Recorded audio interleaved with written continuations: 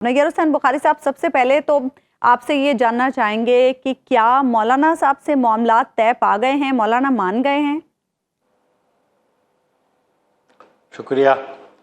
गुजारिश ये है कि पाकिस्तान पीपल्स पार्टी की क़यादत की मुलाकातें भी जनाब मौलाना फजल रहमान से हुई और फिर एक कमेटी कॉन्स्टिट्यूट हुई थी जिसमें मैं खुद शामिल था। मौलाना साहब से मिले थे और 2 मरतबा हम मिल चुके हैं और मौलाना साहब ने अपनी एक लीगल टीम जो उनकी पार्लियामेंट में सेनेटर हैं उनकी क़यादत में एक टीम कॉन्स्टिट्यूट की थी जिसके साथ हमारी मीटिंग हुई और पाकिस्तान पीपल्स पार्टी ने अपना जो मसवदा तैयार किया था वो उनके हैंड ओवर किया कामरान मुर्तज़ा साहब को और हमने कहा कि आप अपना इनपुट दें और अपना जो मसवदा है वो हमसे शेयर करें। तो उस सिलसिले में नवीद कमर साहब की और कामरान मुर्तज़ा साहब की आपस में मुलाकात रही और उनका आपस में रब्ता भी है। ऑब्वियसली पाकिस्तान पीपल्स पार्टी का मौक़िफ़ बड़े वाज़ेह रहा जो चेयरमैन बिलावल भुट्टो साहब ने कहा कि हम फेडरल लेवल पे कॉन्स्टिट्यूशनल कोर्ट के क़याम के हक़ में हैं और हम कॉन्स्टिट्यूशनल अमेंडमेंट चाहते हैं उसमें, क्योंकि हमने ये कमिटमेंट और जो चार्टर ऑफ डेमोक्रेसी साइन किया था उसका एक अहम जुज़ है।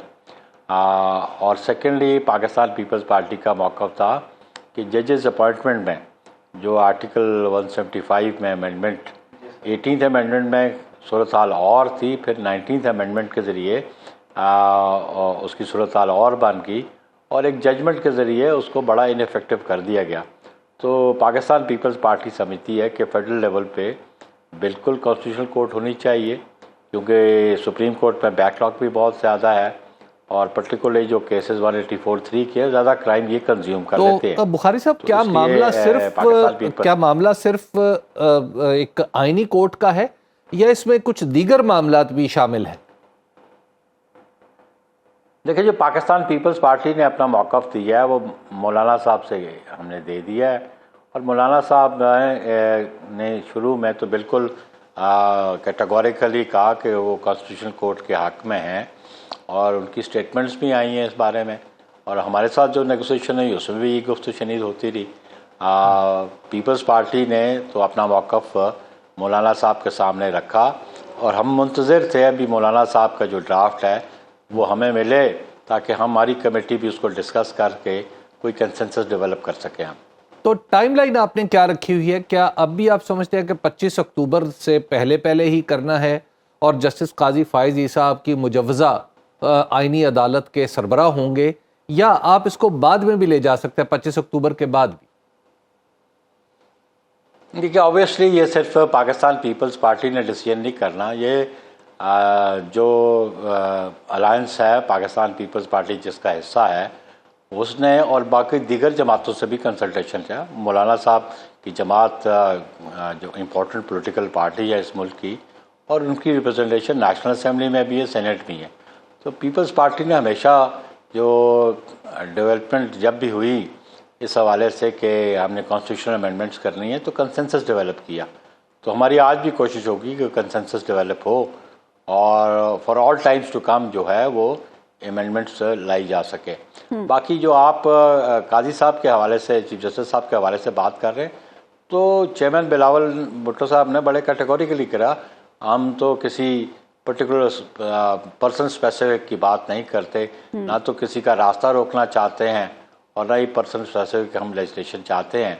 हम वो चाहते हैं कि जो कमिटमेंट है हमारी चार्टर ऑफ डेमोक्रेसी में उसको फुलफिल किया जाए। बीबी शहीद की वो कमिटमेंट थी, बीबी शहीद ने वो चार्टर साइन किया था। सर्विसेज चीफ्स के हवाले से भी कोई आईनी तरमीम में कुछ जिक्र होगा? देखिए, ये सारी प्रिजम्पटिव बातें हैं हबीब अकरम साहब कि ये सारी क्या सलाहियाँ हैं या वो उस हवाले से ये क्या सलाहियाँ की जा रही हैं कि जो मुख्तलिफ ड्राफ्ट सोशल मीडिया पे शेयर हुए। पीपल्स पार्टी ने इनका जो अपना ड्राफ्ट है उस पर हम बिल्कुल हमारा मौक़िफ़ बड़े वाज़ेह है और पीपल्स पार्टी ने कॉन्स्टिट्यूशनल कोर्ट्स के हवाले से बात की। उस कॉन्स्टिट्यूशनल कोर्ट्स की जो कंपोजिशन है वो रिप्रेजेंटेशन प्रोविंसेस की होनी चाहिए, जो फेडरेटिंग यूनिट्स हैं उनकी होनी चाहिए और उसमें बाई रोटेशन उनका चीफ जो है अपॉइंट होना चाहिए। ये पाकिस्तान पीपल्स पार्टी का मौका है। अच्छा नैयर बुखारी साहब, आप अपने ड्राफ्ट की भी बात कर रहे हैं, मौलाना साहब की बात कर रहे हैं, एक हुकूमती ड्राफ्ट भी तो है जो आजम नज़ीर तारड़ साहब को शायद शेयर करना चाहिए था आप लोगों से। क्या नून लीग ने यानी हुकूमत ने आपसे कोई ड्राफ्ट शेयर किया है कि उनकी क्या तजावीज़ हैं इस हवाले से?